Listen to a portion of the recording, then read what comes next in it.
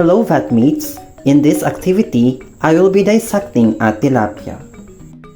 To begin with, obtain a tilapia fish, gloves, and dissecting tools. Most of these should already be set out at the lab tables. After that, identify the external organs of the fish.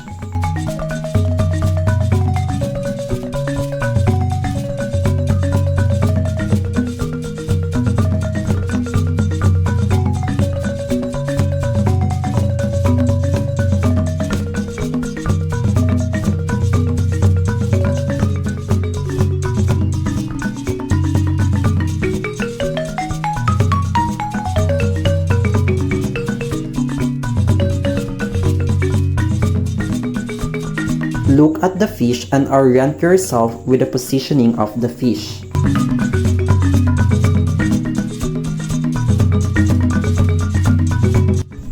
Place a probe in the fish mouth and gently push it to the operculum.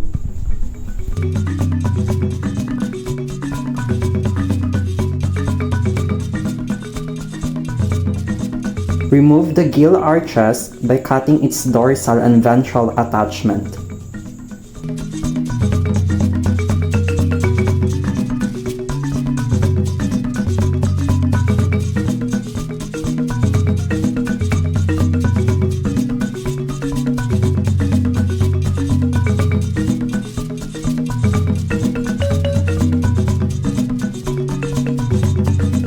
Locate the gill rakes on each gill arch.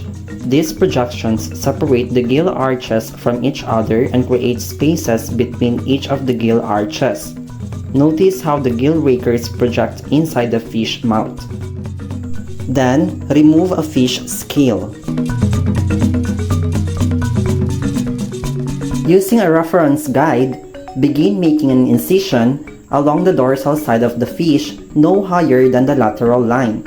Most of the organs reside in the ventral half of the fish body. Be careful not to cut too deeply. You might destroy some of the internal organs. Use scissors and make the incision towards the head. The next incision should begin on the end of the dorsal side incision going down to the operculum.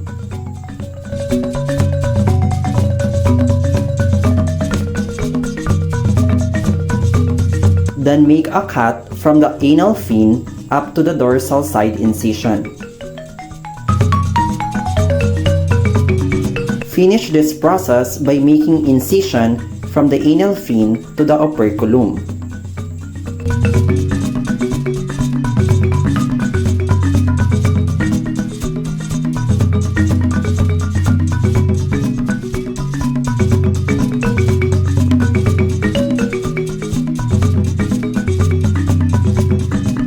Very carefully, leave away the cut section of the body wall. Use your scissors to remove any membranes that adhere to the body wall. If the body organs are covered with fat, you may use forceps to remove this material.